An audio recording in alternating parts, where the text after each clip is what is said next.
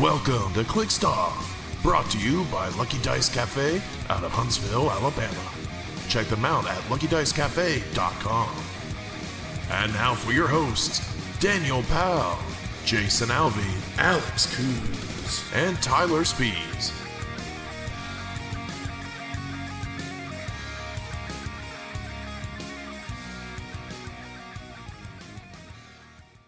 Hey everybody, welcome to Clixed Off today. This is your host Daniel Powell speaking. Just want to let everybody know that Clixed Off is brought to you by TrollandToad.com, the world's largest Heroclix retailer. Find Heroclix new and old on Troll and Toad and use coupon code CLIXEDOFF for 5% off your Heroclix order. If you like what you're listening to today here on Clixed Off, check us out at patreon.com/ClixedOff. $1 and above gets entered into our giveaways, and as a thank you jar, $5 and above gets entered into our Discord server for Heroclix strategy and tactics discussion. As a note, coming into the other nationals around the world and CCO events and worlds coming up at the end of September, Clixed Off does offer coaching sessions and gameplay sessions on our Patreon to various levels. Be happy to help folks out in your world's prep and various event preps. If you have any questions on that, feel free to send me a message or send the Clixed Off page a message on facebook.com/ClixedOff. Joining me today is Jason, using AI to make really cool things, Alvey. Yep, happy 4th of July. And also joining me today is Alex. Gonna have to battle down in Chattanooga because Nick's going to Coos. God bless America. God bless Heroclix. Yeah. So, Hell yeah! oh man. If you can't tell, we're recording this on 4th of July. Yeah, we are. Yeah, I'm dressed up in my red, white, and blue boxer shorts. Let's go. Oh my gosh. I golfed this morning. I helped my dad out with some stuff at the house. And then to swap trailers around, and I'm trading lawnmowers tomorrow. Some garden tractor stuff for those of you that follow me personally. So yeah, recording an episode, got plans for tonight, so it has been a back-to-back 4th of July for me. Yeah, but we got such big news, we felt like we couldn't just wait till after the weekend. That's right. We gotta talk about it. So, we got the results of the watch list. So, That is pretty exciting. Did we lose our clap? The watch list that didn't exist. Did we? No, clap is just a Discord sound. Oh, okay, I get it It's at the now. bottom. Yeah, okay. I gotta close the Bradcast ones down. Okay, there it is now. So yeah, we got the results of the watch list. So, we'll get right into it here. I think here's my thought overall, without going into any details. I think this is very much an overall positive watch list with one glaring omission. So I think what we want to go on, we want to talk about maybe least controversial to most controversial. Not exactly, but we'll cover the more easier ones first. How about that? Sure, and I want to say real quick, kudos to WizKids for sticking by their date. You know, they told us in that article before, hey, July 3rd, we'll be announcing the conclusions. None of the previous of, all right, we're announcing the watch list, here's who's on it, we're going to wait 2 weeks for some reason and then tell you the results. It was strictly, hey, they're going to come to a conclusion, we're going to tell it on July 3rd, and they did in the morning. Yeah. Didn't wait till like everyone was sleeping in bed or something. They came at the right time. Kudos to them. I like this one. Yeah, it was nice.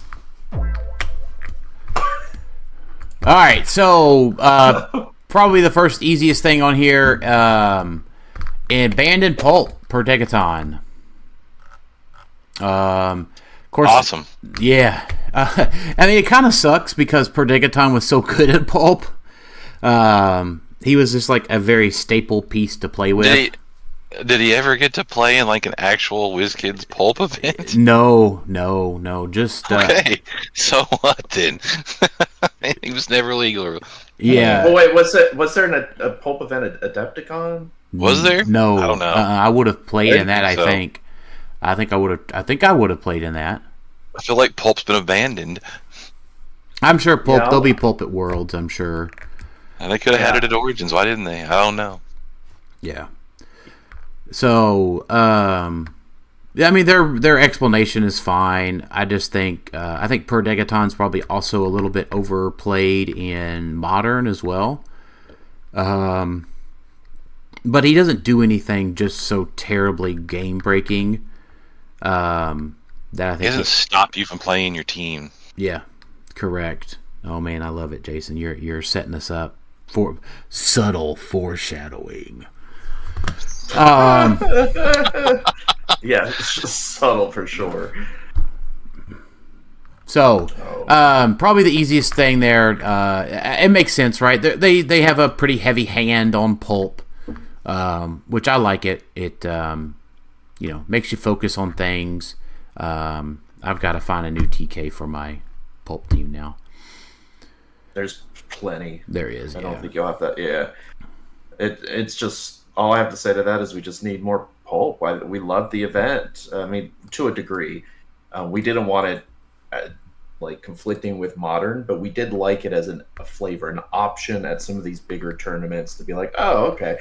I could either do silver, I could do pulp. I got many, many different ways to play Heroclix. It's just there hasn't been anything. Yep. We had two WizKids events, and they didn't have pulp at either one.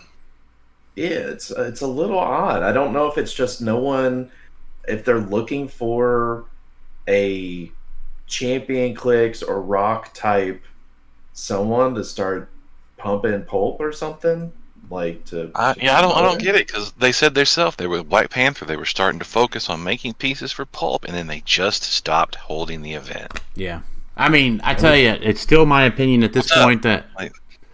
It's still my opinion at this point that I'd rather have pulp than silver. Given the current state of the format. So, it is what it is. But, I mean, makes sense. I mean, if you're having fun events locally, prepping for Worlds or whatever, per Degaton, you got plenty of notes, or plenty of leadway here going into the World Championship pulp at the Worlds. And I do want to talk about that real quick. We should hopefully be hearing Worlds soon, right? I saw Kenny Minks mention something on Facebook. We heard about it like the 9th of July last year. But Worlds is 2 weeks later this year, so it wouldn't surprise me if it was later in July. But they should be talking more about Worlds coming up, right? At least. What about rotation? When are we going to get that announcement? I would assume most of that's going to come this month, so... Yeah, I mean, because there's nothing else happening at Heroclix in July outside of Champion Clix. Like, as far as like, there's no releases in July for Heroclix. Everything's pushed to August, so it's kind of like, okay, well, now would be a good time to start, pumping up Worlds because we're coming up on it. We're 2 months. Yeah, out. I'm assuming that we're going to get a bunch of that this month. Considering the holiday week this week. So, yeah, I'm hopeful. Yeah. All right. So I think the next, probably the easiest one is Banned and Modern Rivalry. It's a dice game. They got rid of the thing that removes the dice. Inevitable. Give me a hell yeah. So yeah, the problem, the thing with Rivalry is that there wasn't. I don't feel like there was a fix for it. Like, people were like, well, why couldn't you adjust it? There's not really a way to adjust Rivalry without actually just breaking I guess it. Like, you could have raised the cost on it a whole lot, I guess. Yeah, but even then, I mean, they're not really want to change costs. Like, I don't think they've ever changed the cost of something outside of like a Sure they legacy do. card. They've changed costs all the time on legacy cards. That doesn't count. Yeah, it does. No, I think I don't think there's a good way to like errata it to work. And I feel like if you can't errata it to work and it's a problem, you just ban it. Like that's what a lot of other games do. It's like if they can change the wording to work, okay, but if they can't, then just get rid of it. It's just too powerful. So yeah, I'm pretty much I'm okay with the bans. I mean, that's okay with me. Yeah, not everything. Fine with being banned. I mean, they should have known better than to make it in the first place. Yeah, that's really the problem for me. Is they should have just never have made it. Don't tell me you didn't realize this was going to be a problem when you printed it. Yeah, I will never believe that they didn't know. Yeah, fine. If you said you didn't. Yeah. So I think the next one that might require just a moment of more discussion, Canon event. I think I'm okay with this one. Now, I think the easiest effect would have been opposing effect. Yeah. Yeah, that would have been fine. So, I mean, I think that's the additional discussion. That one probably could have pretty easily been a change to opposing effect. But not. Because that's. Oh, go ahead. But I was going to say, but not really a big deal. I mean, I think more intrinsically than just changing it to opposing effect, gaining immune mid-game causes other problems that we may not know about that the rules team just knows. So they just went ahead and removed it from now. Yeah, because, I mean, we've had figures do this before where they gain immune in the middle of battle for some reason, but it's built and very selective. There's not a lot of characters that could do it. This would allow anybody, as long as a friendly character is KO'd. Like, after resolutions, you may choose a friendly character to gain immune until your next turn. Like, I don't think making it an opposing effect would have been enough. I think you would also want to put in there when a friendly standard character is KO'd. That way, you don't have to worry about like a little pog getting taken out by your opponent, and that still gives you immunity. But banning it is easier than trying to word all of that out. So, yeah. So, and here's the other thing is they said they might revisit it. Maybe a ban was a quicker way to discuss further the wording change. Mm-hmm. So ban it for now instead of making a rash decision on a wording change. Yeah, and it's not a figure. It's not, you can go out to... People may have bought it, but remember, these cards were pretty everywhere, right? Like, there weren't that many in Spider-Man. I feel like there was a lot of... These weren't hard to find, is what I'm trying to say. They were harder to pull than the previous bunch, but yeah, they were in booster. The Canon event was. Rivalry you had to buy. Yeah. That's right. So I'm okay with it. And people, and for those that are listening, specifically Az with our Az says he loves our conspiracy theories. My guess is they weren't going to ban Rivalry because they still have the play-at-home kit for sale on the website. Still legal in silver right now, so yeah. Well, it says it's banned in modern. Yeah, okay. So I mean, at any rate, I am glad that they have. Ever since a Mutt's Tomb last year, I am very glad that they have come to being okay with the word banned instead of just errata. So I like that they have become clearly more aggressive in listening to the community and the results. Yeah. Because these cards last year or the year before would probably still be legal after a watch list. Yeah. Because they'd just be like, well, it's not breaking the integrity of the game, and that's causing, never-ending turns. So it's probably okay. Yeah. Like they've gotten better at keeping modern, and some of that I assume is probably PJ and the rules team, and they're talking more, and there's a lot more cohesiveness. Right. It's really good for the game. Yeah. Exactly. So, now, the one I am very excited about this one. Nifty traffic barrel essentially retired early. It is gone in Silver Age as well. We can now move. Give me a hell, give me a hell yeah, give me a hell yeah. I like this one. I like this one. Okay. Okay. All right. We don't have to hit all of those 50 bajillion times. Yes, we do. Because I am so tired of not being able to move. I'm so tired of having to play the barrel, consider the barrel. It's been legal for like 4 years. Goodbye. Good riddance. Time to move.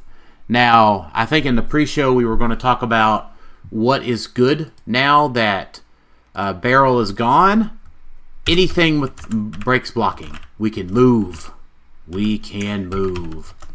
Yeah, so if people are wondering a little bit about why this is coming out, because I think going into Nationals, I don't think people were... Some people were talking about the traffic barrel, but not everyone was like, oh yeah, this thing's got to go. Out of the 68 teams, 28 of them played the traffic barrel, which you might think that's not a lot. I mean, that's almost half. It's getting close to half. The fact that everyone felt it was necessary, it had a 72% win rate. So if you found yourself not playing a traffic barrel, you were definitely going to be in the disadvantage against your opponent who was playing a traffic barrel. And I know Calder and Ryan were who were casting the event, they were talking about how when they were getting close to cut and whatnot, everyone seemed to be having a nifty traffic barrel. And it's just became a thing of, it's so, especially with Smash and Destroy, it was inhibiting teams so much to where like, oh, a Juggernaut can't run through this wall because there's a barrel here. Like, that seemed ridiculous. And it was ridiculous last year too, in my opinion. I thought it was annoying where someone could go pick it up and it's like, well, I guess I can't go across this small map and attack you just because you paid 5 points for this little barrel. Like, it was built for an age that is no longer here. So, yep, I think it's fine. It does enable some speedsters. You know, it does open up. I won't say it opens up Major Brock's bunker, but it makes it a lot less of a hassle. Yeah, where it's like, oh, I'm just going to hide it behind all this blocking. Got a barrel right here. You're going to have to take a couple turns to get to me. Yeah. So it is a good change. It boosts Alpha Strike teams, right? Yeah. Mm-hmm. I mean, but you're going to have to roll dice for it with Rivalry being banned, which is fine. This is exactly what Heroclix is about, is getting in there, rolling dice, making some attacks. Now, again... But not too many. But what? But not too many. That's right. We'll get there, Jason. Subtle foreshadowing. Subtle foreshadowing. So, you're ruining it when you say that. So, you know, I mean, I think the big thing for me is, you know, it does help the Alpha Strike a whole lot. They balanced it out with removing Rivalry. And just like your improved movement characters just is such a big deal now. Like, even the blocking, I'm sure the blocking's a big deal, but like, there's improved movement characters just being locked down by some BS pog. Butterfly token? Yeah, butterfly token, whatever, and it's like, okay, well, I can't move through it, all this other stuff. Let's get in there, let's have fun, let's stop barreling. Let's not stop. Yeah, let's not stop. Let's just go. Keep moving. Yeah. So not stop. Now, I'll gas, no brakes. Now, I want to be clear for those of you that are longer time listeners of the show. Has Daniel played Barrier? Yes. Has Daniel played the Traffic Barrel? Yes. At no point do I stop for, I'm going to say 98% of the time, will I not play something because I don't like it? No.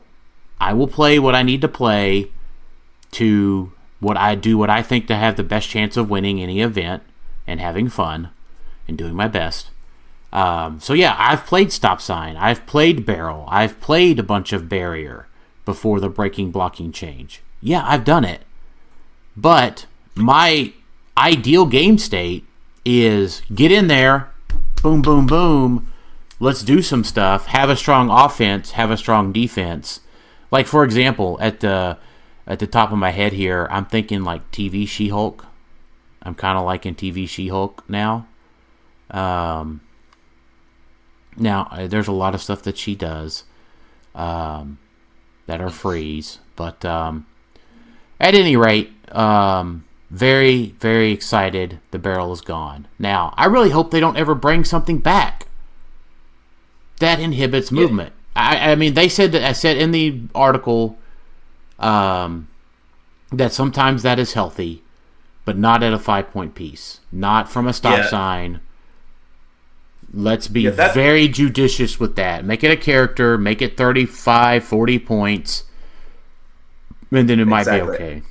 Yeah, give us a turtle-like figure or something that's like, oh, he doesn't really do much else. He's just not turtle, but I'm like, Turtle was fucking horrible. He was horrible, but I'm saying for the aspect of like, okay, he cost you points, right? He was 50 points. I get it. That doesn't change. That doesn't change the fact he's still horrible. Well, if they made like a 50-point figure that said the characters within 5 squares can't use improved movement, and like that's pretty much what he did. Like, I don't think the range-based thing though, was it? I don't remember it being that way. His was different. You had to, like, after resolutions, they get an action token. And if you can't give them an action token, they took damage. So there was no range. It was just global, right? Right. When another character moves at least 5 squares, then actions resolve or something like that. So his was global. Yeah. I think the effect is okay in, like you were saying, Dan, a character that you could kill, not something that could be picked up and hidden in the back, and it's not 5 points. The thing, I remember us being so disappointed because we were excited that stop signs were gone. You know, the rings are gone. We finally get our things back, and then we found out, oh, the traffic barrel didn't rotate. Oh, yeah. That's a bummer. That has to be a misprint. And I think they came out or someone was talking about like, oh, yeah, well, they probably should have, but oh, well. And nothing ever happened. And people were able to play with the 5-point stop sign effectively, better than a stop sign, but it cost points. So yeah, I'm glad it's gone. Good riddance. It stopped a bunch of teams for just 5 points, which is kind of ridiculous. I am inevitable.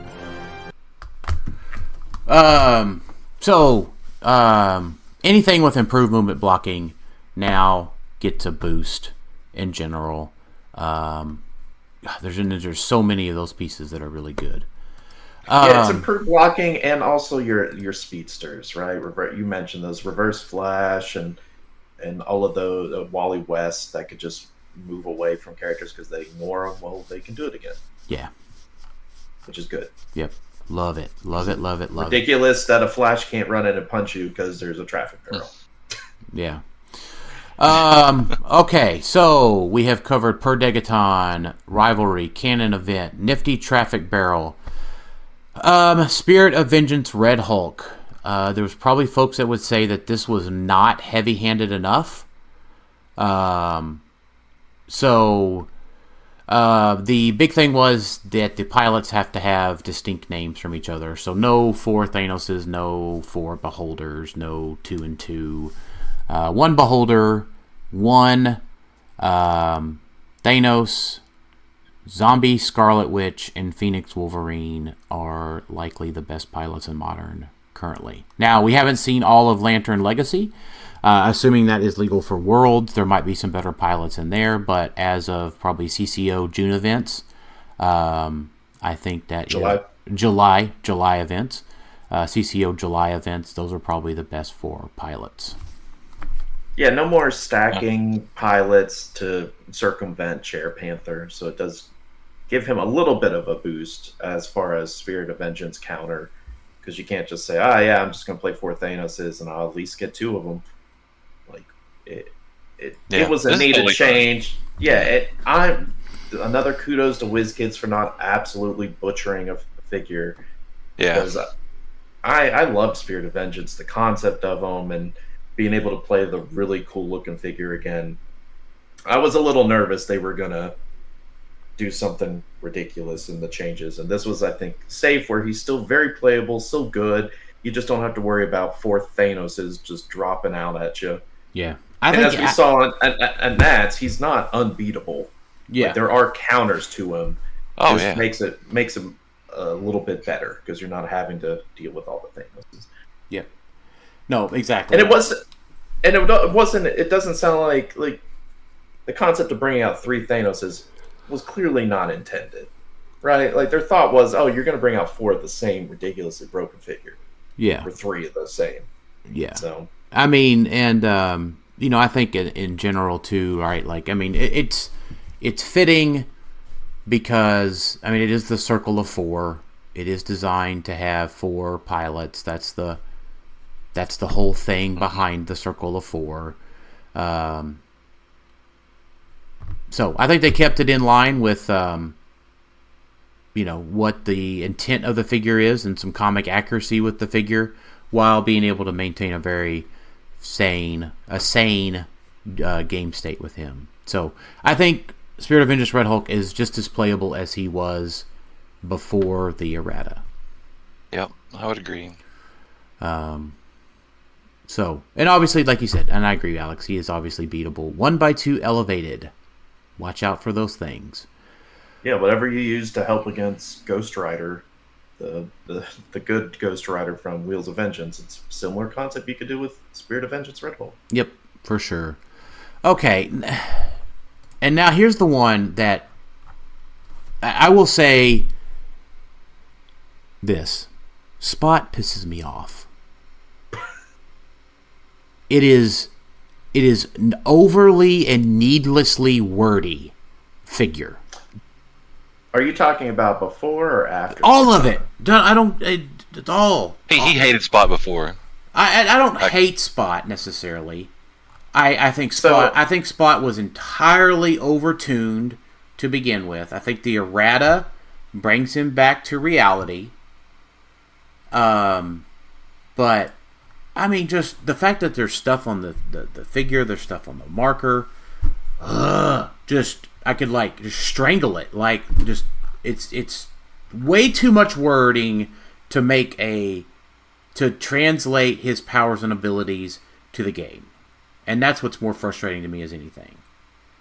Yeah. So the errata, real quick, is before it said when the spot hits. This is his speed power. When the spot hits, after resolutions, you may place a hit character adjacent to the spot or a terrain marker within 3 squares of their current square. It now reads, when the spot hits, after resolutions, you may place a hit character adjacent to the spot or terrain marker if the spot or that terrain marker is within 3 squares of their current square. Yeah. I've said this on Facebook and to you guys, I hate this wording. Because it is, like, I see they tried to keep it simple. They really should have split it out and said, okay, well, if this is what happens when it's spot here, this is what happens when it's a terrain marker, because you can read it, and this is how I read it initially, because of, I don't know if it's a grammar thing or what. When spot hits, after resolutions, you may place a hit character adjacent to spot or terrain marker if spot or that terrain marker is within 3 squares of their current square. So it reads as if it could almost work how it used to work, because they didn't split it off to say, okay, if you're hitting through the terrain marker, if spot or the terrain marker is within 3 squares, well, then you can boop them over to the spot. Like, they didn't separate it. It works where you can't just boop them over across the map. You can only boop them over if they're within 3 squares.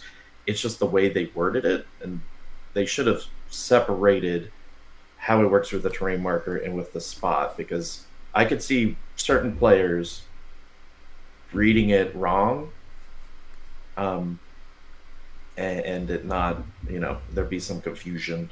But luckily, the only way you're going to read it wrong is if you read the erratas, and hopefully you if you're able to read erratas and you're keeping up with it, you'll see our explanation and other people's explanation of how it works. Yeah. But I feel like it could have been worded differently than just putting if the spot or that terrain marker. Like they could have worded it a little better. Yeah.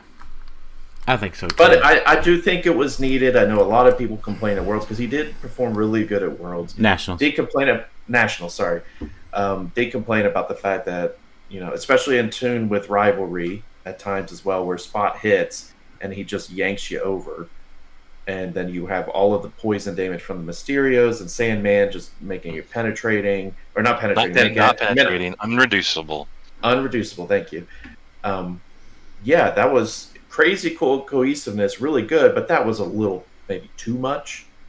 Especially in tandem with Rivalry, I think, because you could probably hit a decent amount of people.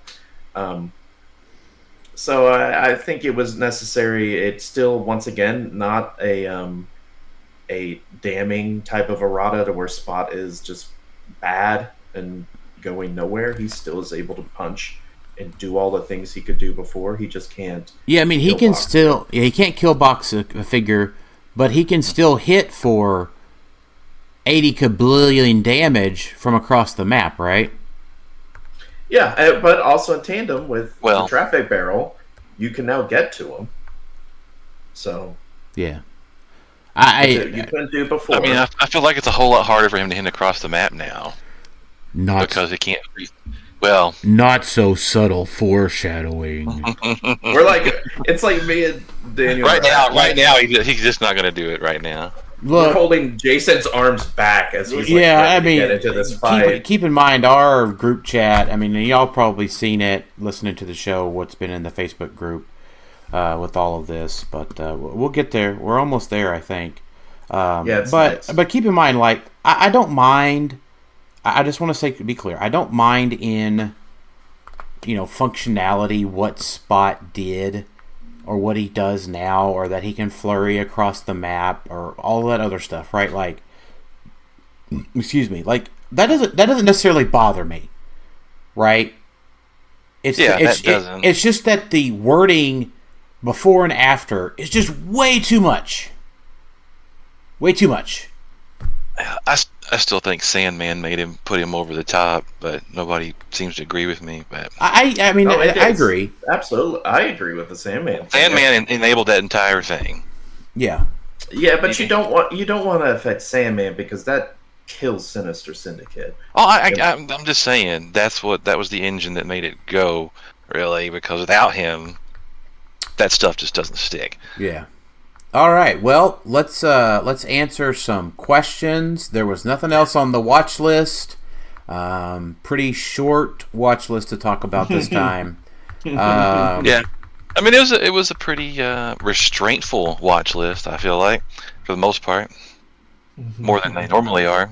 So I tell you what. I want to answer McConnell Lamar's question real quick. Are there any items that were not addressed by the watch list that need to be? I think there are 2 that were not addressed. Wheels of Vengeance Blackheart didn't get kicked in the nuts again. And then Legacy Thanos needed a 3rd errata.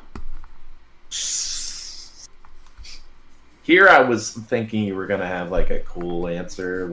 That is a cool answer. What are you talking about? It is a cool answer. A legitimate answer of oh yeah, here's this. Yeah. No. Sure. I mean, we're not in that vengeful nerf shit into the ground mode right now. I hope one day we get to the stage. This is the good first steps of balancing, but in my opinion, balancing goes both ways. It isn't just nerfing things into the ground that are too strong. I do think there's an avenue of making certain things better that are clearly not working how they should be.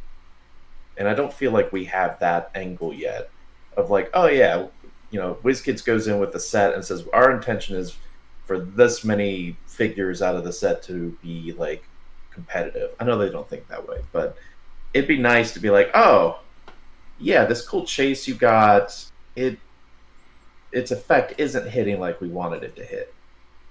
So we're going to boost it up. And I know we're used to like Marvel Snap, right? Where they make changes both ways of like, oh, this isn't working how we wanted. Let's change some of it. They make far too many changes, in my opinion. But they do. Well, Snap makes a bunch of changes, and but I'd say most in general, most of them are pretty well received. But like, you know, I mean, they change it a bunch. So I think that helps because it's not figures that you have to collect. I mean, sure, you're spending money on cards a lot of the time. But, like, they're adjusting the metagame. I mean, and they're doing so purposefully.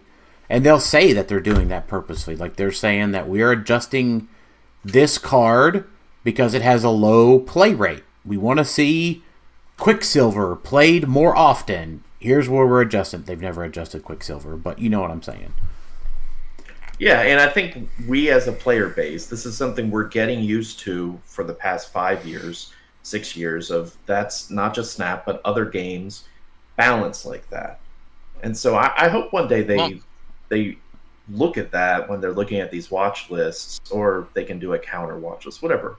They just have so much more data and so much more play that happens in a game like that for that to work. Yep, for but sure. Like, we don't have that, and never will. Yeah. And I know there may not be that much incentive because by the time they have the data, the set's either sold out or not really in their hands anymore. Well, we don't have enough play to.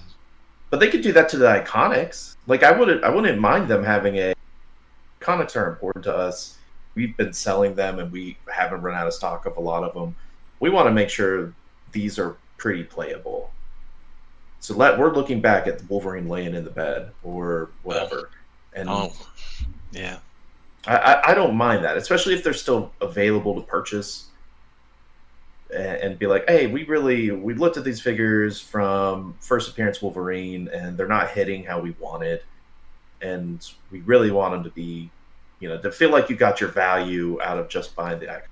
Yeah, we don't look at stuff that's undertuned and make it better ever. Right.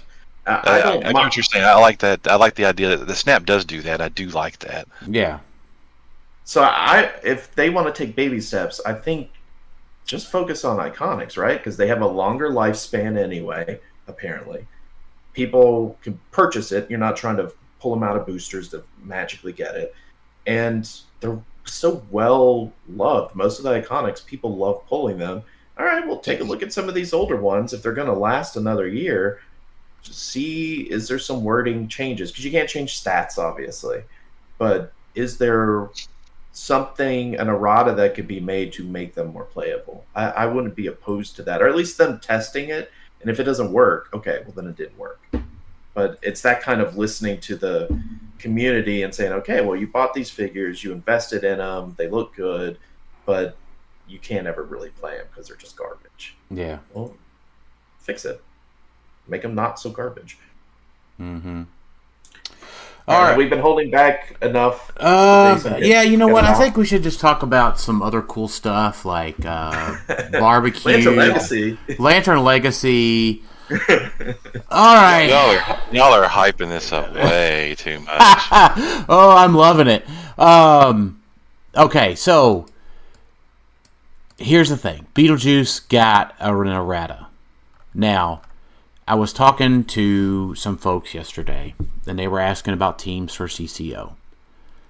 What has now happened is Main Force Beetlejuice has become the biggest gatekeeper in Modern.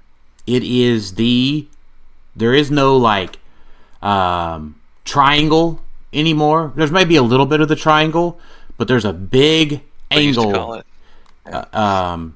You know, there is a one main gatekeeper right now, and that is Main Force Beetlejuice. Let's talk about what they changed on Beetlejuice. Pretty simple. They added the word standard to bringing him out, and the friendly character that has to take the unavoidable damage. So, no more Pogs, no more Colossals, or Giants, or autonomous figures. or 2x2 starburst figures. None of that can take the damage anymore. Yeah, if you want to hear us talk more about that, I think we all were talking about it back in November. In our November, December episodes, when we saw Beetlejuice was coming, I remember distinctly talking about, if they had just put standard, like that would have been way better for the sideline active portion of it.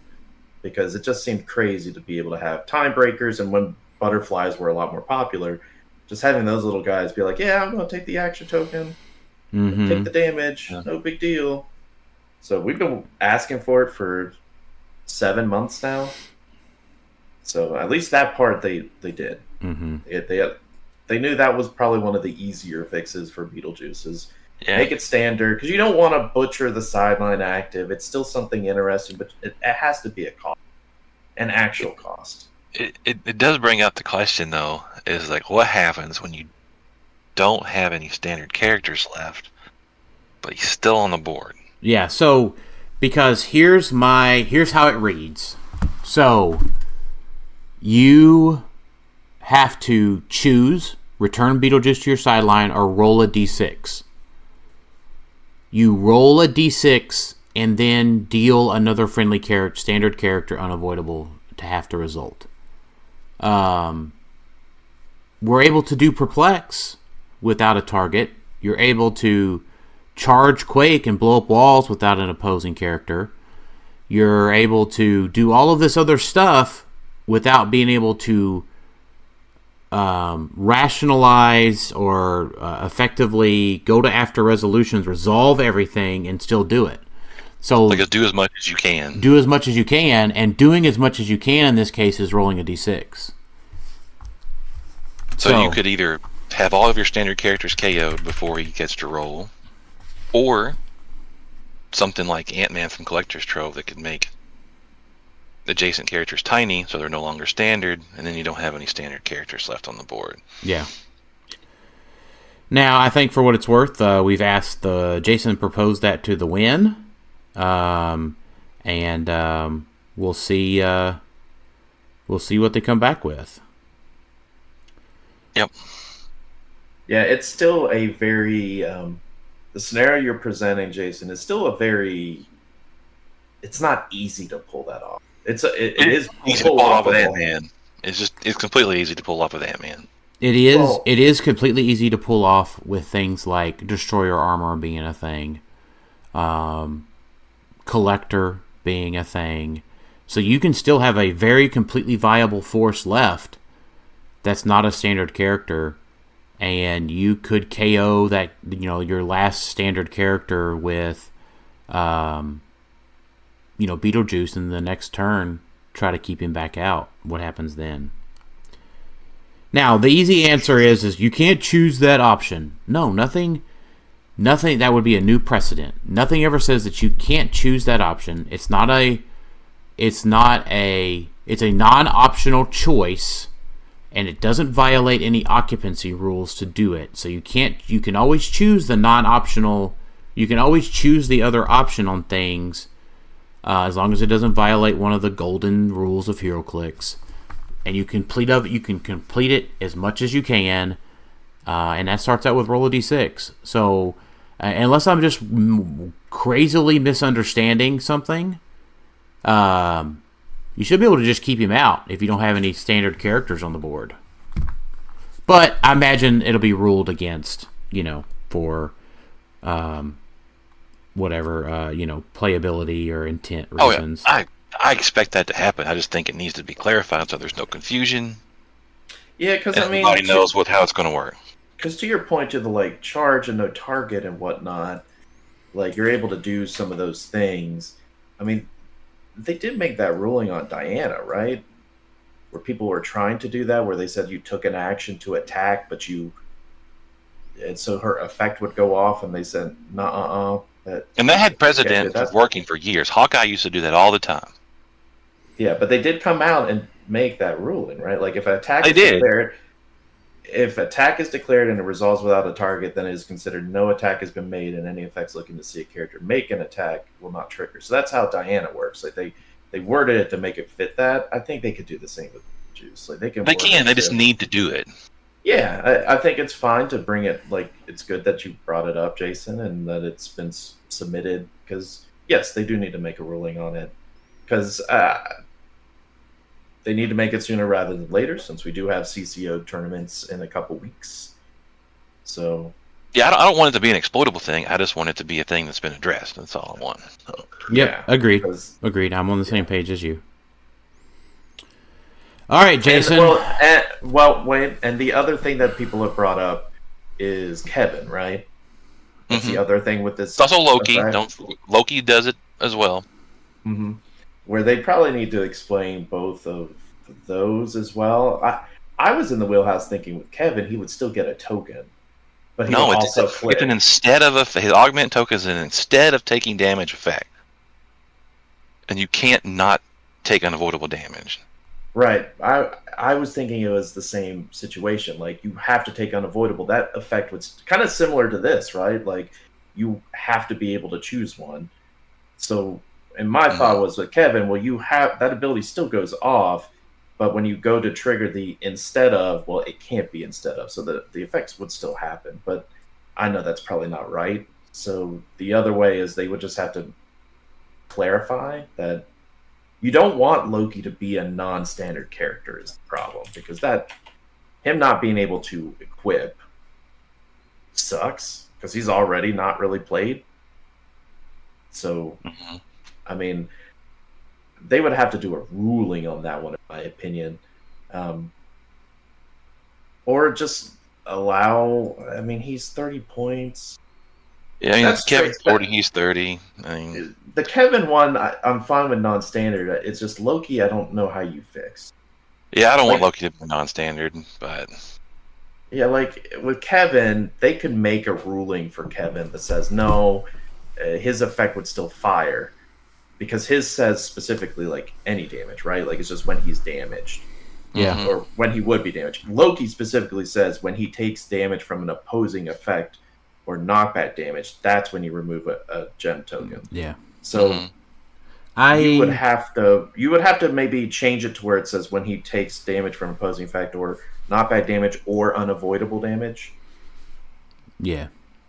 Because there's not a lot of other instances where you can deal Loki on. Well, Loki deals himself unavoidable damage. Yeah. You can't do that to him. Yeah, you can't. Never mind. I didn't see the other trait. I don't want to see those two figures like be worsened or whatever because of Beetlejuice's existence. But Jason, so I have a question for you, Jason. Okay, what is the question? Does this change to Beetlejuice mean that you can now happily have free actions on your team? Nope.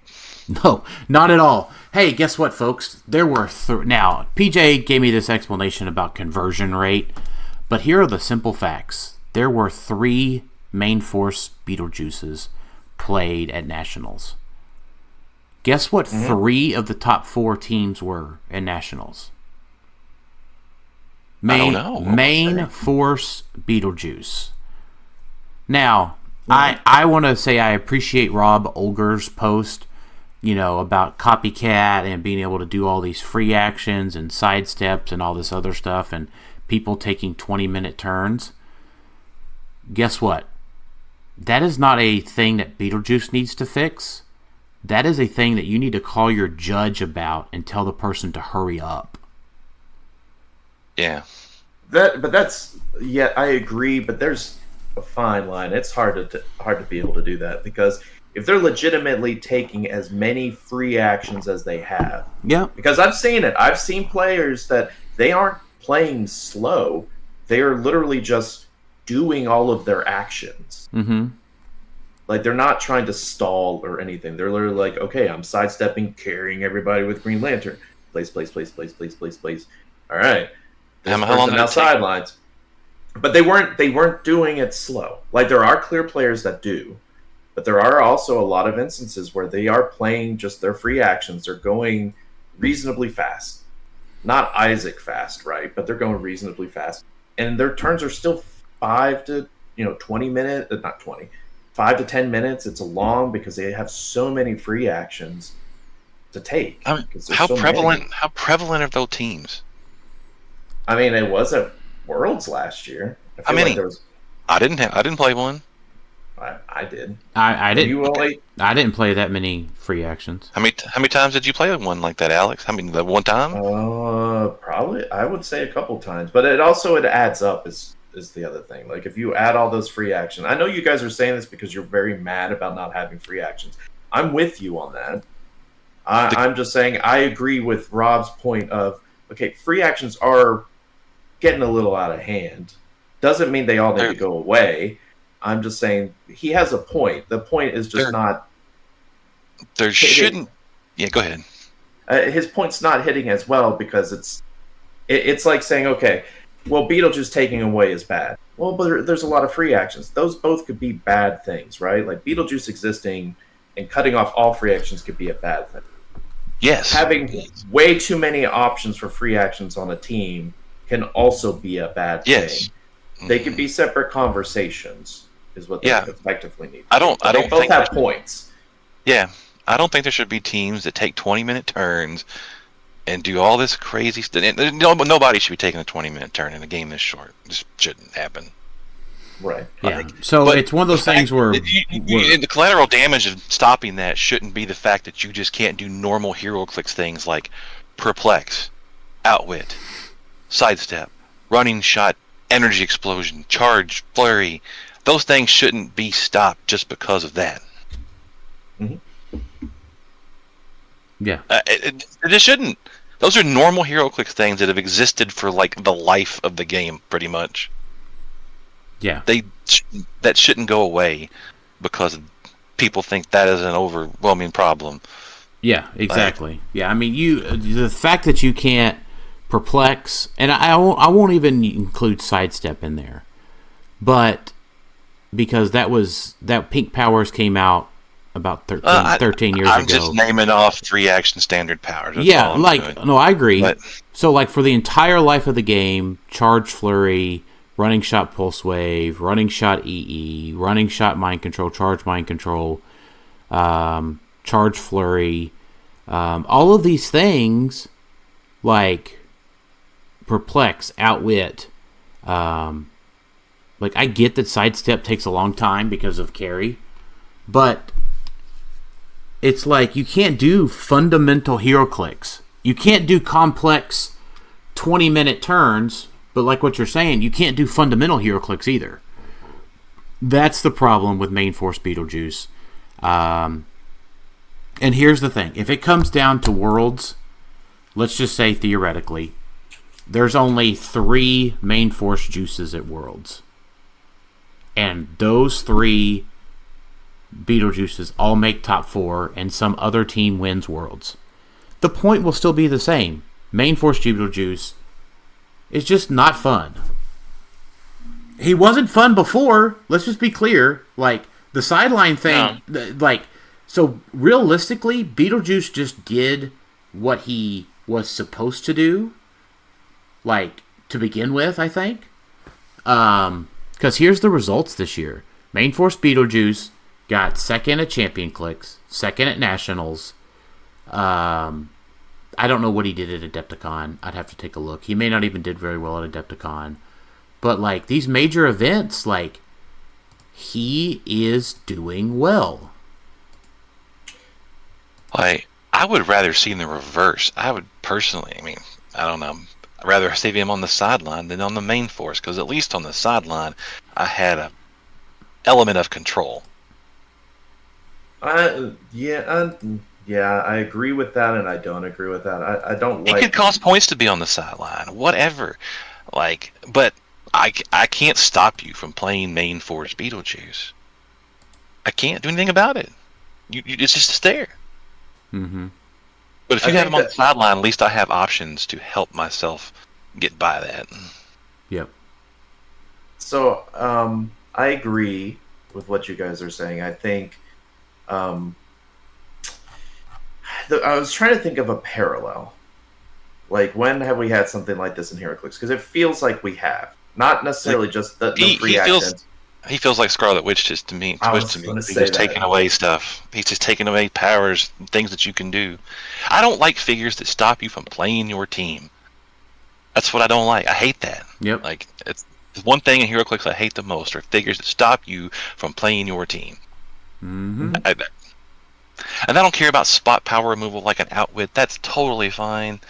But this, giant swath of things we just take away.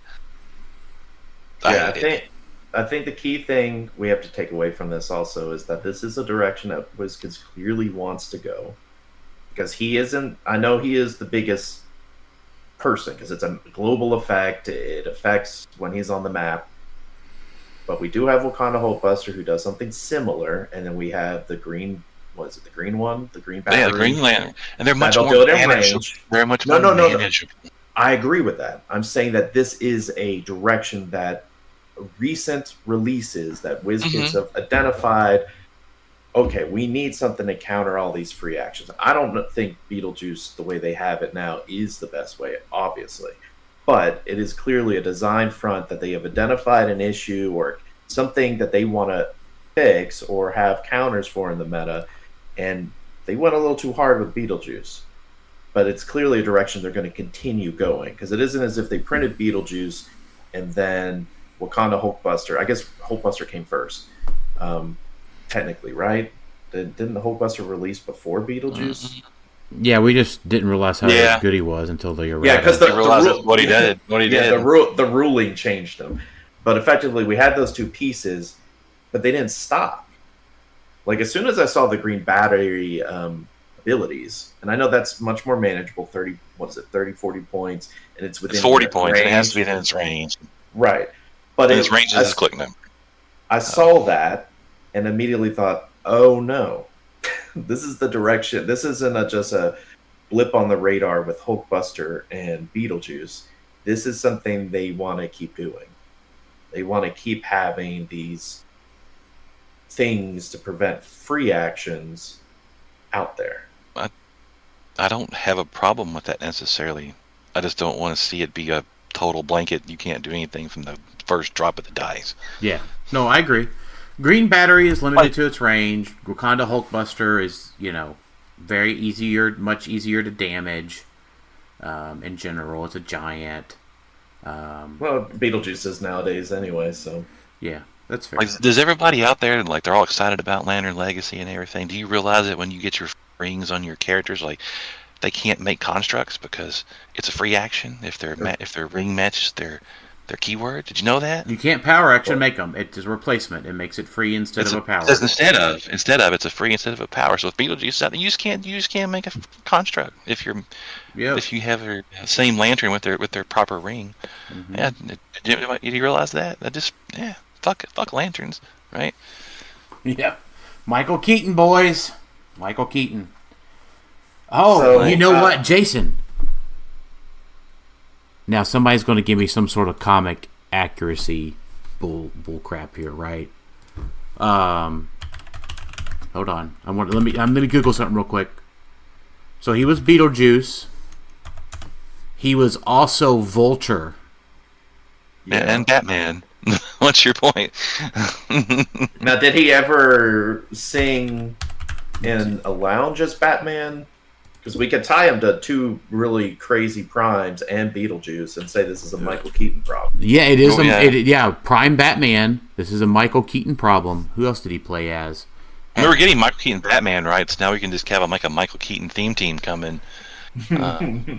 Well, I understand that, and I understand that Prime Vulture is not the same character that he played in the MCU. Yeah, whatever. I get it. I get it. Not gonna. It's a fun parallel you drew, though. It is. I do like that. Well, you know what? That just means that we need McDonald's Heroclix, because he played Raid Kroc. We need Birdman Heroclix, and I have no idea what else. I'm just looking at his repertoire here real quick. So while you're looking that up, let me talk a little bit about Nationals, because I have a theory of what happened. Because we're talking about Beetlejuice in the top 3, top 4 and 3 of them. I think you won't see the same thing happen in Worlds, in my opinion. Mostly because you have 3 really, really good players playing it. I don't think a lot of people were expecting 3 really good players to be playing Beetlejuice main force. And you could clearly see that with some of the teams that went in playing. They were so free action loaded that they didn't have an option otherwise, necessarily. You had some teams that did prepare for it, right? Like Joe's team, he had options against Beetlejuice and Spirit of Vengeance. Who played the multiple man team? Michael, I don't know how to pronounce his last name. Oh, the D.O. don't... Yeah. Michael D, yeah. Yeah, Michael, by the way, I see that Michael has been commenting in our group and stuff, so thank you for that, Michael. Yeah, I don't want to butcher your name.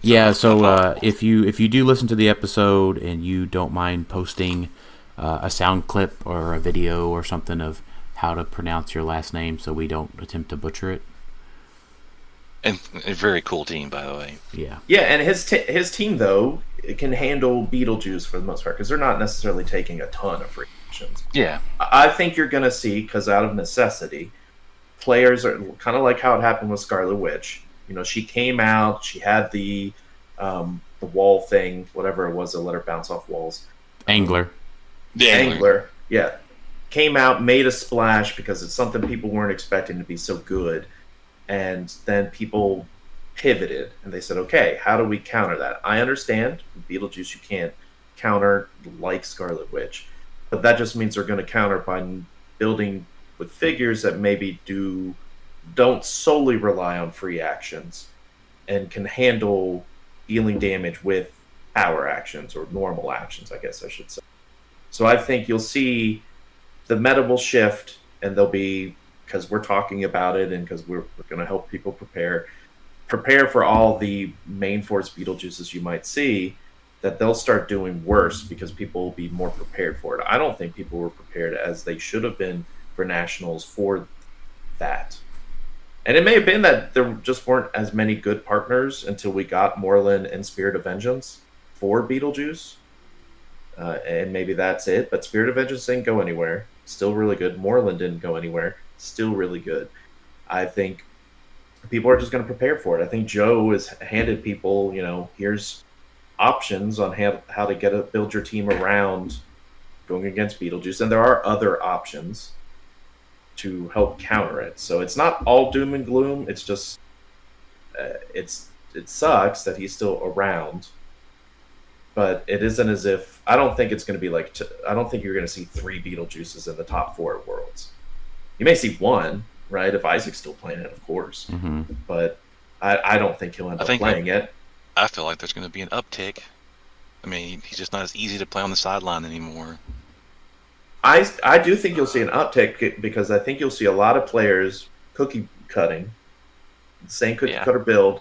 They'll play those same teams, but they won't know how to pilot it. Won't know. That's true.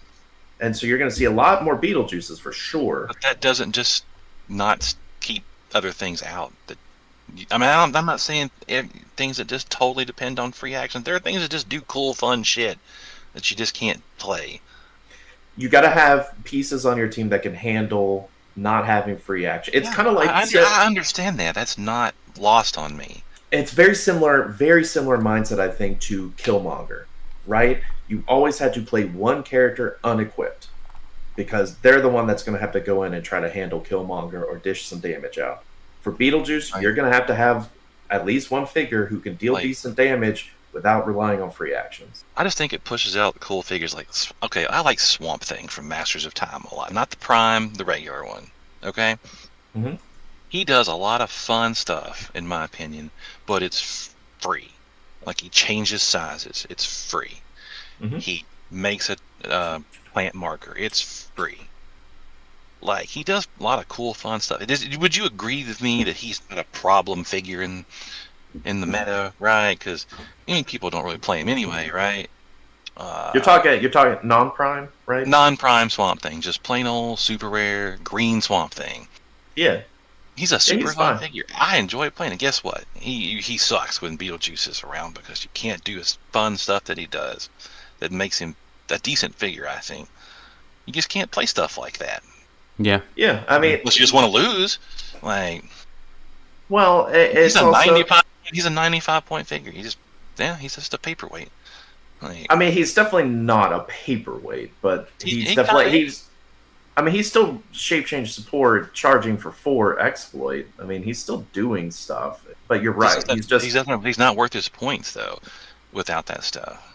Right. It's about the game of how many Beetlejuices do you think you're going to run into, A bunch. or how many people? A bunch. How many I say a bunch. I say it's going to be a bunch, and I hope I'm wrong. I'll be happy to eat my words, but I don't think I am. Now we got to figure out how Jason's going to take a bite out of a Beetlejuice.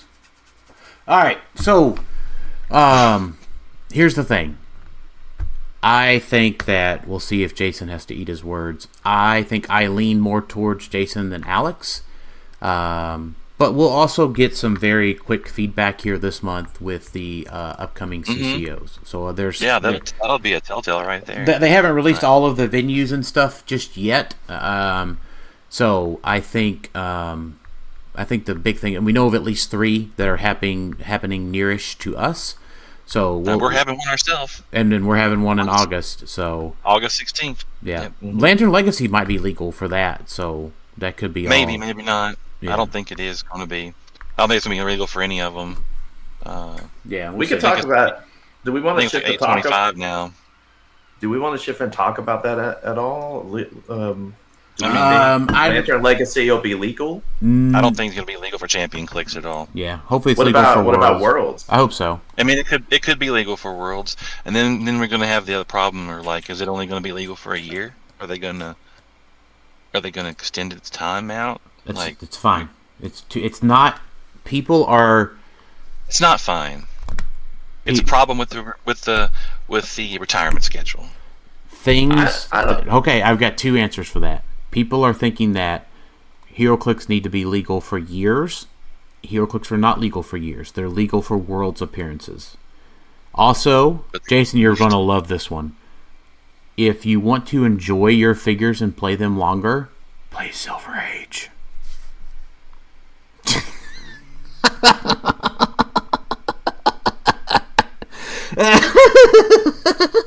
I don't find it funny. Wow,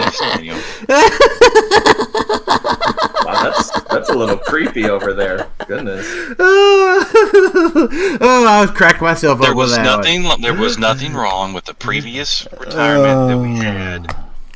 This is worse. I don't care what you say. It's less time to use them. It's not a good thing. I'm disagreeing with you just for the fact. I paid good money for this stuff. It's not even legal for 2 years. Jason, I'm just disagreeing with you just because it's fun. That's all. Well, the stuff gets shortchanged depending on when it drops. It's just, I do not like it. I actually, on principle, just to be clear, Jason, I agree with you. But I also get to occasionally still drop on you that name theme teams are casual. So, just only if you want to be. Like I'm fine with them if they really just need to not have a new release within 2 to 3 months of work. Yeah, if they can afford it. Allow a set, like if we had gotten Lantern Legacy end of June or something, and we were able to play it in CCO, and I know they're not planning for CCO events or something, but say that we got to play Lantern Legacy in CCO events, I think we'd feel way better. We got to play some modern events with them before Worlds, and cool. Because at this point, I'm looking at stuff like Notorious, right? It wasn't legal 2 years ago because it was the World set. I'm kind of over Notorious at this point. Like it'll be the oldest one. It came out in 2023. You don't have to be. If you're over it, fine. Don't use it. That doesn't mean everybody else doesn't want to use it. I could just see it's going to be such an old set. It feels like. I know this is only its second World, but none of the pieces are really being played. Like. Well, stuff goes in and out of play because it's good, it's not good. Stuff comes out that makes it better. People like the new shiny. But people are already tired of things. People are already tired, probably, of Colossus, even though that's only been like half a year. There's some pieces that are just, I don't know. It's a delicate balance. I agree with you that I don't want it to get shortchanged. Lantern Legacy, unfortunately, because it was delayed, it feels worse. If it had come out, I think it was originally supposed to be June, and then it was moved to July, and then now it's August, I think we would have felt better. I just hope it doesn't get pushed. Like, there's no way it can't be legal for Worlds, because... Hey, why not? Masters of Time wasn't. Right, but don't tell me because 2 weeks later makes a difference. It does make a difference because because let's retire a year sooner because of 2 weeks. Yeah, okay, no problem. No. I'm saying it makes a difference because Masters of Time was always intended to be the world's set. They built events around it. They did everything around it. They're not doing that for Lantern Legacy. Yeah, because their release schedule got fucked up. All right. So only Lantern Legacy is the one that's messed up, and we don't really know why. Okay. Well, because of all the trade crap that's going on, I'm sure. All right. I am going to move us along here. All right. Let's answer some questions. Oscar asked best pilots for Spirit of Vengeance. We talked about that. Spot still usable? Yes. I think the one thing we didn't touch on, no rivalry, so the 22 defense collector is much better now. Correct. And the 22 defense Colossus is much better. I mean, 22 defense anything is good. Yeah. So, Adam Masujeski, we talked about Main Force Beetlejuice. Jeff, I too am in the same boat as you. My Mysterio chase is in the mail. And Spot just got nuked into oblivion. Any tips and team build ideas? I think he fits. He's a scientist. He is a scientist. Fitting. I mean, Sandman's his best buddy. Yeah. Good luck making any clones, though. Is it a free action, Jason? Sure shit is. Well, I mean, Spot still is. No. I agree with you, but the clones is probably the least of Spot's worry on the team. Cause... I'm talking about Mysterio himself, though. Okay, I was going to say, it's like Spot's problem is his free actions. Yeah, we're not talking about Spot. We're talking about Mysterio. See, another figure. He does cool shit. Doesn't really hurt anybody. Guess what? He gets the finger. Yeah. Oh, Zinzi's a free action too? Yep, she sure is. Nah, good luck. McConnell Lamar, what are the best tools figures to deal with Main Force Beetlejuice? Probably just Colossus. Then in that case, it's probably just Colossus. I don't think it's just Colossus to take care of Beetlejuice. It's gotta have Battle Fury on dial because shape change is a deal, right? Like, sure, you can just stand there and keep trying. Zala would be a great option if you could make some way up her chances of hitting. So I'm thinking, anyone who can attack multiple times without free actions, because there are a few.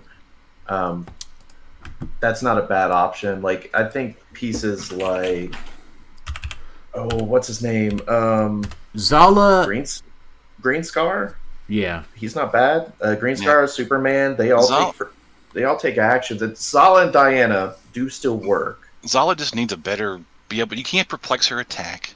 The problem with Zala, I think that Zala needs the Crimson Gem on rivalry. Her. Well, she needs rivalry, but that's not a thing. I think the big thing she needs is the Crimson Gem. And she needs some way to get more reliably. Because she stops Mastermind and change. Mm-hmm. If she hits him for 4, she puts him on his 17 defense super senses click. Well, not unless... Is that with the Destroyer armor? No, it's not with the Destroyer armor. Yeah, so keep in mind, I'm not saying that that is probably the best equipment to put on him, unless it's the motorcycle, one of those two. But if she hits him for 4, that puts him on click 3, which is his 18 defense super senses click, which now makes him a 20. So, I mean, if he didn't have an armor. If he didn't have the armor, then he put her on his 17 defense click. But, yeah. Or if he had somebody to give her pen damage, but I don't know. Well, there is a way to do that, but I don't think so.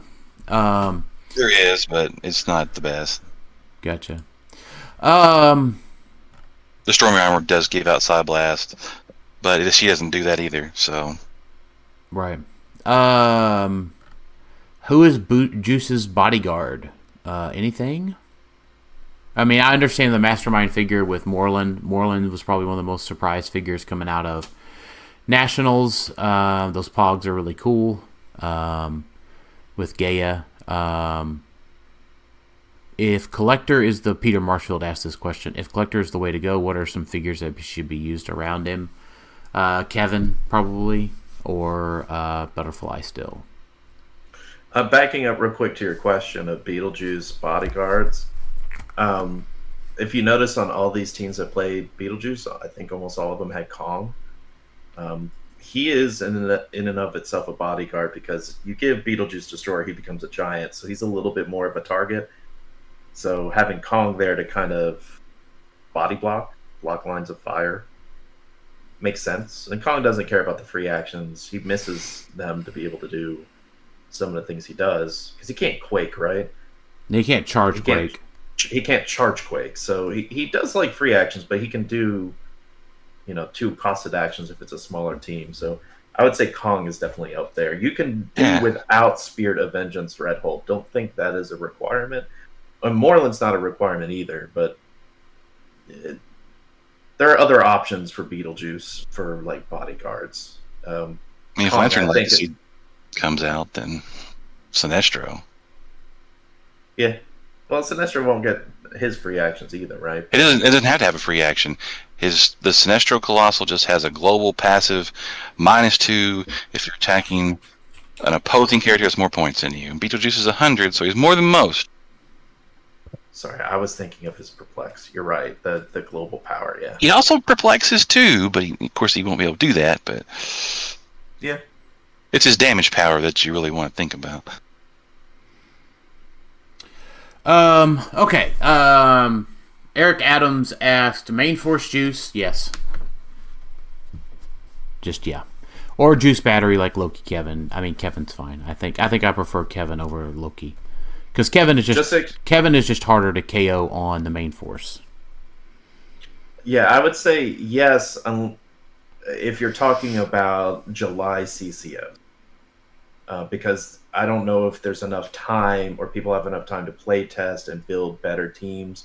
Outside of just copying Joe's team from Nats, building a better counter. So if you can't build a better counter, then, if you want to win, typically you just play the piece that's causing people to build a counter. Yeah. So the July ones, I don't think there's enough time. But August, if you got a whole month to play test and find that team that can do really well with free actions, but also do really well without them, then do that. Play that team. Because I think at that point, that's when Beetlejuice will start getting countered and not be as good. Mm-hmm. But not in July. And maybe not till Worlds. People might hold some of that silver bullet tech that they've created for Worlds in anticipation for Beetlejuice. That could also happen. What are your top sideline picks now? I think the same as before. Ares, Reverse Flash, Mimic. Mimic's got to get around. You can get around Mimic now. You can get around him, but I don't think it's quite as just straightforward. I think that's their bullshit really thing too. They should fix that too. But care to explain what you mean by get around? So I guess at at Nationals, what they ruled is that if you are picking up an object or trademark or whatever, and you're standing in the square of another friendly character, another character or whatever, what happened was Mimic would roll as soon as you pick up the object train marker to come out. Well, that immediately ends the action with Mimic, and you can't immediately end the action while you're in the square of another character because that violates the rule of occupancy, and you can't just willfully do that. So because he doesn't come out after resolution, that's immediately, he thus can't be summoned. So there's no roll made. So they should probably just change the mechanic how it works so it gets around that. So it does what it's supposed to do, and that's not a problem. I'm willing to bet they don't, simply because... Oh, I'm sure they won't, but they should. Well, the only reason I don't think they do is simply because next to Beetlejuice and the Barrel, he was probably the most played sideline piece because he's free. And it's just... we were talking about how bad the Barrel is. The Mimic could be almost equally as bad. you got to roll. I understand that, but it can be detrimental to a lot of things. So I'm not saying I like that, but I can see why that would be an excuse for WizKids to not change it. To say, okay, that's a way you can work around Mimic, is that special instance where you have to be moving through a character while you're picking it up. That won't happen in every game. It'll happen in maybe first turns, right? You're trying to pick up an elevated or something to help counter Beetlejuice. The key thing, and I've mentioned this multiple times, is they gotta print that bad boy in or somewhere. I greatly dislike rulings made at Nats, and that's not put anywhere. And so because it's not a ruling. It isn't. Yeah, it was just for that tournament. No. Sure, are you talking? You're talking about Mimic, right? Still. Yeah. Well, they need to. You're right. It's not a ruling. They need to say, "Hey, this popped up at Nats," just for a clarification for everyone. I know that's kind of put on us as the podcast people to talk about it. But yeah. So here's the thing. You know what? We got a great way to get that sort of stuff out there. All y'all that want to see that Mimic thing explained, message PJ to write an article about it. Message WizKids to publish that article from PJ. Yeah. Done. Cornelius LeCount. What are things that the second player should be doing to defend itself now that the Soup 4 Alpha is back? It's never went away, I think.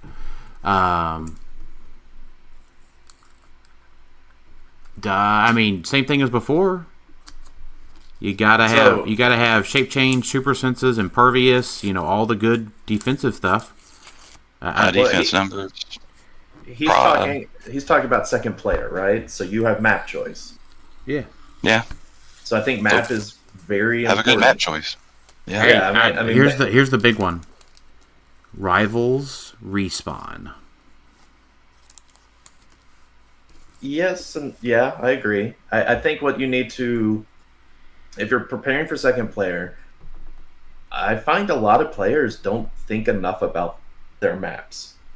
Because either they assume they're going first or they just default to Major Prox Bunker. And they're like, yep, that's it.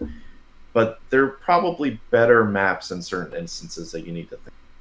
And doing your due diligence to think about that. Like, because if you're worried about all these people busting through blocking, okay, well, I'm willing to bet half of the characters that we're worried about busting through blocking may not fly or ignore elevated. Some do. So maybe there's a map with a lot more elevation on it that could... I know Major Prox Bunker has that, but I'm saying that be kind of an instance of preparing for that alpha. Maybe a lot of people don't see through hindering, and so maybe play a map with hindering as a second player to be like, okay, I can use stealth to circumvent that. People just don't spend enough time on maps. They just default to, I'll play Rivals Respawn, Prox Bunker, and I'll just work around it. When there could have been a better choice. I don't guess Barrier is really a good option anymore. Yeah, not anymore. I think it's still fine. Barrier hasn't been a good option since the change to improved movement blocking, where they can land in the square. Barrier side, or not barrier side, barrel side. Range, but not much range out there. I think barrier is still good. It's just you don't have the barrier teams where they just the teams where they just Daniel's teams of old, where you have 3 barriers and you're building 3 deep rows of barrier. That doesn't make sense. But barrier to block some walkways, make them have to go a certain way with their charge or whatnot. Sure, there's still places where barrier is good, but that's usually tied to a piece that has your TK and your perplex or your other pieces to do things. It's always good to still have barrier to help with certain instances, but it's not the anti-team, the turtle as it used to be. No, definitely not. And that's probably a good thing. Yeah. All right. Jeremy Stallings asks, what are some figures that may have benefited from the Rata ban list that got better that people really haven't mentioned. I think, Jeremy, to Jason's point, Main Force Beetlejuice probably just stops all the other cool stuff right now. Let's not default to that answer. Okay, sure. That's the cheap answer of not answering our teammates' question. I mean, Beetlejuice is definitely better. The Main Force probably. I don't know. I don't know. Diana, I guess, got better out of all this because Zala's not his better option now. True. I do. I've always liked Diana more, but I get it because of cheaper points. I think she is definitely better because she still circumvents the free action thing. Like, her effect works without free actions. Yeah. And she gives you the +1 boost without the free action too. So I think she's good. I think pieces like Green Scar and Starter Superman are better because they may be a necessity to counteract the no free actions that you might face, because they can still do some of their stuff, the whole move and attack thing. They can still pull that off without having to have free actions. It's better if they have free actions. You know, I kind of like Legacy Juggernaut. Mm-hmm. His thing is a power action where he gets to run through everybody and deal his damage, not his printed damage, but whatever his damage value is to everybody. And like, you don't have the barrel now stopping any of that. And you can do the whole, Diana can yoink him over or whatever, and he can run through and land next to like Empower and deal a bunch of damage. I mean, none of that's free. True. I kind of dig that. Yeah. All right. Dan Noga asked the same question, I think, before. Main Force Juice or Wakanda Hulkbuster? Wakanda Hulkbuster has its place, but probably Main Force Juice. Just cheaper and harder to deal with. Hulkbuster, I will say real quick, Hulkbuster has its place more on if you want your team to be able to take the action. That's the key thing. If you want to do more of a slow Beetlejuice, and I've got Spirit of Vengeance, who's just going to hypersonic punch people and Kong punching people, and that's it, no shenanigans, then yeah, Beetlejuice is way better. But if you want Hulkbuster to be like, okay, I'm limiting your free actions, but I've got Reverse Flash, I've got all these pieces that are going to come over, flurry you for free, build constructs later or whatever, then yeah, Wakanda Hulkbuster is better in that avenue because you want to take the free actions and your opponent can't, or except make one, I guess. I find him hard to build around. I don't know. He is. He's very difficult to build around. But yeah, I mean, if you want to be able to take the free actions, you're right. It's just it is hard. That's why I'm eager to see how, because someone is going to turn the Green Lantern battery to where they need it to be very early to be able to prevent free actions within range. So that's the piece I'm concerned a little bit about, to see how that goes, because that's only 40 points and it does a ton of other things with it. So if they can get to like Clix 7 in a couple turns, or their second turn when they could do stuff or whatever, I mean, 7 range turning off where you can only do one free action and it's only 40 points. I feel like if Lantern Legacy's legal for Worlds, we may be talking more about Green Battery than we are about Beetlejuice, because it's going to fit on a lot more teams, in my opinion, and it could do cooler things than Beetlejuice does. Beetlejuice will still be bad, but I think we're going to start putting that maybe in the same wheelhouse of, okay, what were they thinking bringing this one back, or having that effect as part of it. All right, Anthony Barnstable with some quick-fire questions. Does this make Collector stronger or weaker? Stronger, I think, in general. Rivalry helps make Collector stronger. Stronger or weaker, Alex?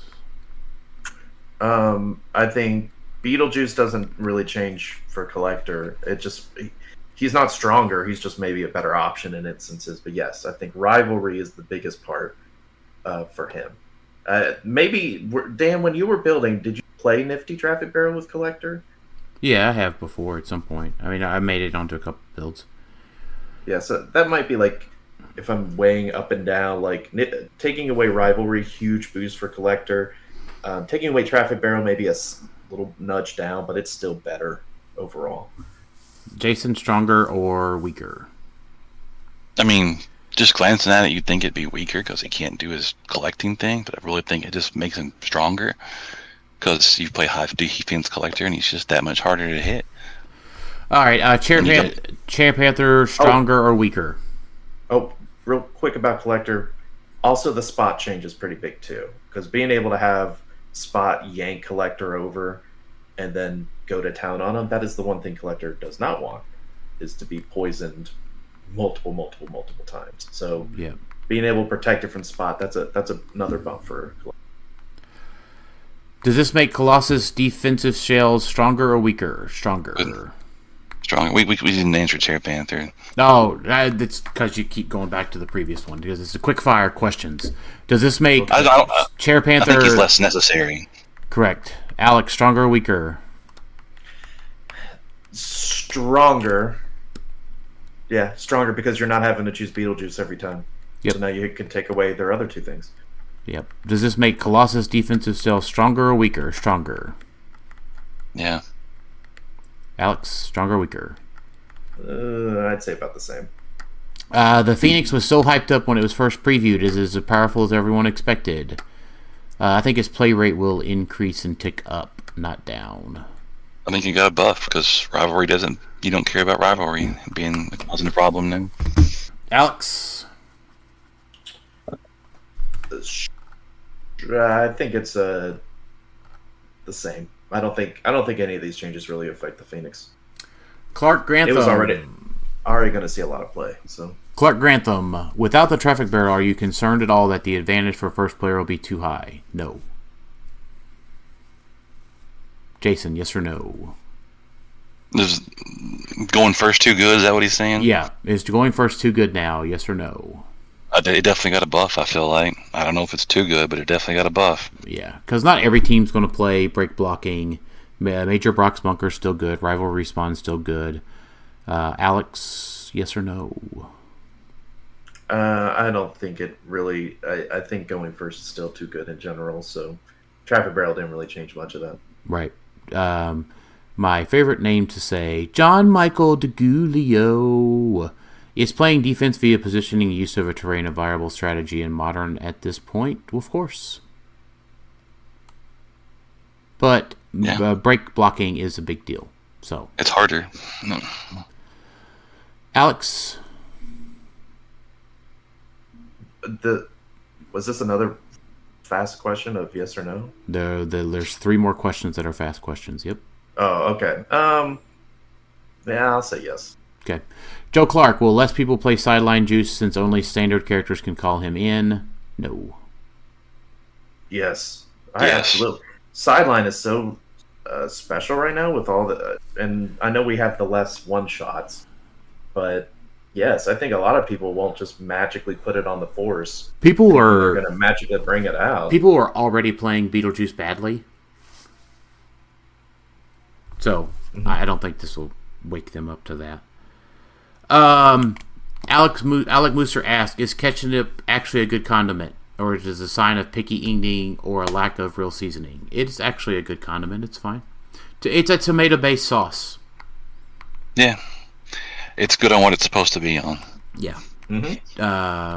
J. Carr, does the Radon juice make a big difference as aren't main set time figs still considered characters? If so, I'm main forcing... Jay, I'm not following your question too much. Timebreakers are tiny, right? Yeah, timebreakers are tiny. Timebreakers are tiny. They don't work for Beetlejuice. Yeah, right. That's the key thing. I think that's what he's missing. He may have been thinking, like, they're not a pog, so they don't count. But they are tiny, so they're not standard. Timebreakers are unplayable now. Whoa. Oh, you're talking about it because of Beetlejuice. Yep. No, because it's a power act. No, I don't think it's a free action to make the other time breakers. I'm sure, but you could still move them one square. I mean, it's not great. Man. No, I'm saying they're not unplayable because you're going to want them you can't just rely on them. You can't be like, oh yeah, my whole team functions because of Timebreaker. I wasn't even playing it because my whole team functioned on them, but they just can't do what they're supposed to do now. You can have one. You have one. That's not what they're supposed to do. Or 3 if you play the 25-point one. All right. Final thoughts, Alex. Excited to see how the July CCO go. I'm going to one here in town in 2 weeks, so eager to see how that goes. Alex or Jason, final thoughts. Overall, this was a good change. I just don't agree with the one thing. I think it's going to be a problem, and we're just not taking care of it now. But yeah, let's go play Champion Clix, and hopefully I'm wrong. So I am looking forward to hopefully Jason eating a Beetlejuice figure after all of this, but we'll see. Can we at least get a cake shaped like Beetlejuice? I was going to say, get a custom cupcake or something. I'm fine with that. Other than that, I'm hoping to be able to make it out to some CCO events this month myself. For those from last episode that might be curious, my mom is doing better, though not completely at a point where I could, say, take a trip. So, a couple more weeks until our first CCO potential, so we'll see how it goes. Fingers crossed. Thanks, everybody, for listening to Clixed Off today, and we'll talk to y'all next time.